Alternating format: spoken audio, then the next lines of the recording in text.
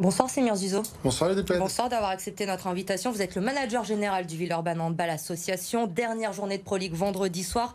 L'équation était très simple pour vous. Vous deviez battre Sarrebourg à la maison et espérer que Valence perde à Nice pour vous maintenir en deuxième division.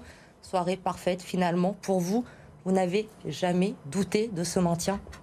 Si, tout le temps. Depuis la première journée, souvenez-vous, en début de saison, j'étais venu vous voir pour vous dire que ça allait être très compliqué, tout simplement parce que on a une équipe très très jeune, qu'on n'a pas d'expérience. On venait de monter. Je vous rappelle qu'on sort d'une année de Covid, en fait. C'était compliqué de justifier notre montée, puisqu'on avait joué simplement 2 matchs la saison dernière.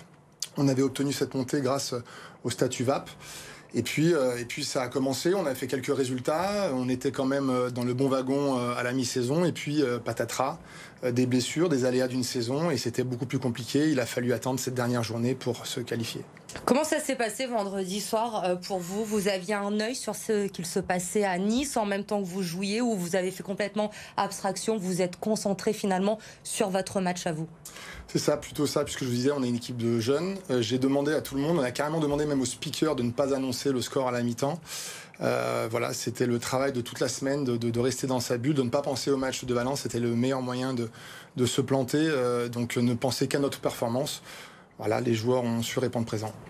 Vous nous l'avez dit, cette saison, elle a été très compliquée pour le VHA. Vous vous y attendiez à la fin de la phase aller. Vous étiez 13e avec 3 points d'avance sur le premier relégable.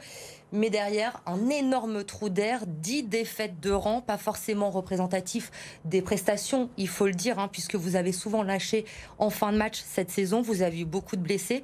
Ça a été quoi le déclic finalement? Qu'est-ce qui a fait que sur cette fin de saison, vous avez réussi à remobiliser tout le monde, à gagner ces matchs qui étaient si importants?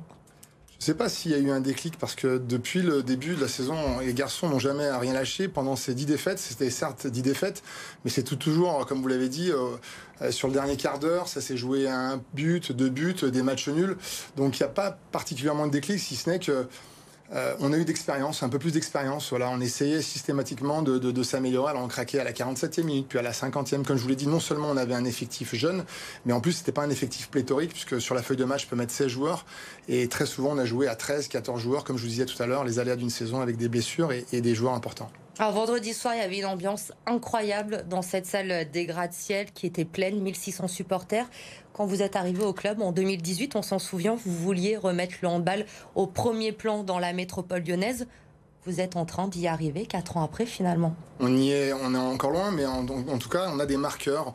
On montre et on démontre et on prouve que il y a de la place pour le handball à Lyon. Il y a surtout un public. Je ne cesse, comme vous le dites depuis 4 ans, de dire que si on était en capacité de pouvoir construire une équipe, un budget tout simplement pour pouvoir avoir une équipe en première division, la salle serait comble, puisque je le rappelle, il y a 10 000 licenciés, il y a beaucoup de handballeurs, voilà, des affiches, et encore une fois, la métropole lyonnaise aspire à avoir que l'excellence, et s'il y avait l'excellence, encore une fois, le public répondrait présent systématiquement. Est-ce que ce n'est pas trop difficile d'exister dans cette métropole avec l'Olympique Lyonnais, le Loup, l'Asvel, déjà 3 équipes, 3 clubs qui sont au top niveau?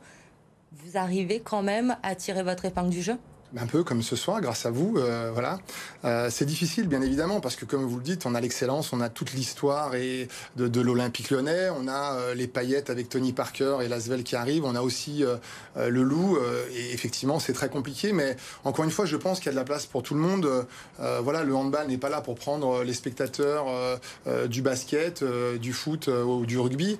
J'assiste à tous les matchs, je suis fan, mais voilà, j'aimerais bien aussi aller voir un match de première division handball dans la métropole lyonnaise. Ça fait 4 ans que vous êtes à Lyon, je le disais, manager général, vous coachez l'équipe, mais vous vous impliquez plus globalement dans le club. Vous avez aujourd'hui le plus petit budget de la Pro League. C'est compliqué aujourd'hui de convaincre, d'aller chercher les partenaires pour vous faire confiance, pour les emmener dans cette aventure? Ouais, mais comme pour tout le monde, on a peut-être un petit avantage, c'est ce que je dis à tous les partenaires, c'est de dire finalement l'investissement, contrairement à des activités comme le foot, le rugby ou le basket, c'est beaucoup moins cher et ça peut rapporter très gros. Voilà, c'est ce que je leur dis, c'est le slogan.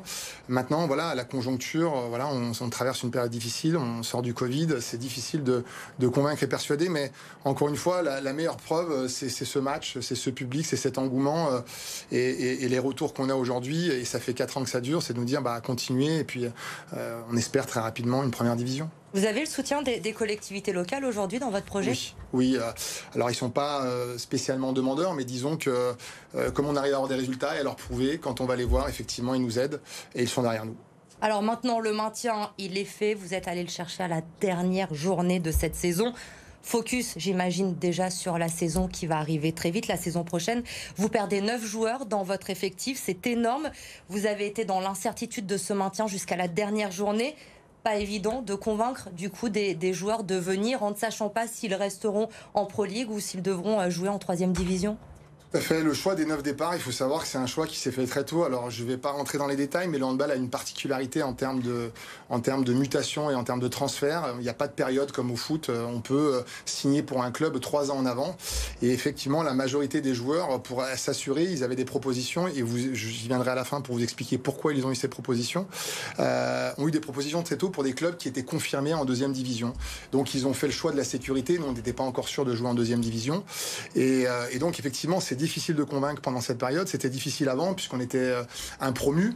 Et le meilleur exemple et la meilleure illustration qu'on peut donner de cette situation, c'est que pas plus tard qu'aujourd'hui, imaginez-vous qu'on a, comme pour le foot, le trophée des meilleurs joueurs et les meilleurs espoirs. Et donc, il y a 5 nominés dans les meilleurs espoirs. Et il y a 2 Villeurbanais, le gardien de but et l'ailier gauche, qui sont nominés dans les meilleurs espoirs. Donc voilà, la politique, c'est quoi? C'est d'essayer de recruter malin, de recruter des espoirs, des gens qui sont en capacité de progresser. Et effectivement, c'est pas facile. Ah, vous en êtes où justement de ce recrutement pour la saison prochaine? Alors nous aussi, quand même, on a travaillé, on l'a quasiment terminé, bloqué. Il nous reste 2-3 postes encore à pourvoir, mais on sera encore plus compétitif l'année prochaine qu'on l'a été cette année. L'équilibre, c'est quoi? C'est justement, comme vous le disiez, d'arriver à trouver l'équilibre entre des joueurs d'expérience qui vont arriver et faire confiance aux jeunes qui ont fait leurs preuves tout au long de la saison? On a une politique qui est de dire on va diviser l'équipe en 3, un tiers de l'équipe où on a vraiment des jeunes joueurs issus de la formation du club.